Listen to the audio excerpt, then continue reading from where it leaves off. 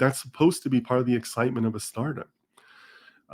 Also, another thing I liked about startups is that startups are able to they're able to shift quickly, right? They always say that, right? In the ocean, a small ship can move quickly, but a big ship, takes miles to turn, right? And I've worked for those big ships, right? Like when you work at a company like IBM, IBM does not move fast, right? They need miles and miles and miles of ocean to turn, right? The startups are the little speedboats that can turn on a dime, right? So if that appeals to you, then do what you can to protect your finances, take care of your family, of course. But that's part of the gamble that you do with startups. So good luck with that, Kumar. Love the question. Let me know how that turns out for you. Stay in touch. I would love to hear that.